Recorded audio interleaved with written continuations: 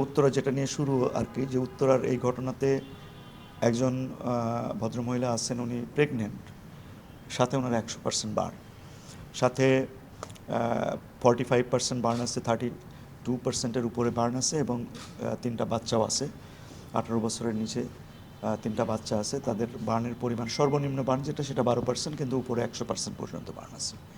তো এই বার্নগুলোতে সাধারণভাবে ইনহেলেশন ইঞ্জুরি হয়, ক্লোজ সার্কিটে হয়তো ইনহেলেশন ইঞ্জুরি হয়।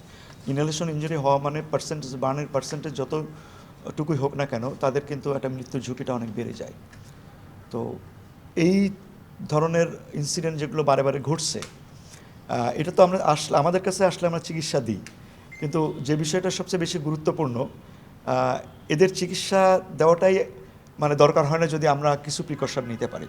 এবং আমরা এই গত বছরের তো আমাদের প্রায় 200-র উপরে এরকম ইনসিডেন্ট ছিল। এবছরের এই মাত্র 2 মাস হলো, এর মধ্যে 57 জন রোগী অলরেডি আসছে, এবং তাদের আমরা যে ডেটা বিশ্লেষণ করে আমরা দেখছি, এদের বেশিরভাগই হচ্ছে বাসা বাড়িতে বা যে কোনো জায়গাতে গ্যাস সিলিন্ডার বাস্ট হওয়া। এর মধ্যে একটা আলাদা করে একটা কক্সবাজার একটা পেট্রোল পাম্পের ঘটনা আছে, তারপরে মোহাম্মদপুরের একটা ঘটনা আছে গ্যারেজের, আর মাদ্রাসার একটা ঘটনা আসলো, যে সেটা ইলেকট্রিক বার্ন। আর বাকি সবগুলো কিন্তু some sort of gas leakage, either Titas গ্যাসের গ্যাস লিকেজ অথবা সিলিন্ডার বাস্ট হওয়ার বিষয়টা। ভবিষ্যতে আমরা এই ধরনের ডিজাস্টার থেকে মুক্তি পেতে পারি, সেই ব্যবস্থাটাই আসলে আমাদের নিতে হবে।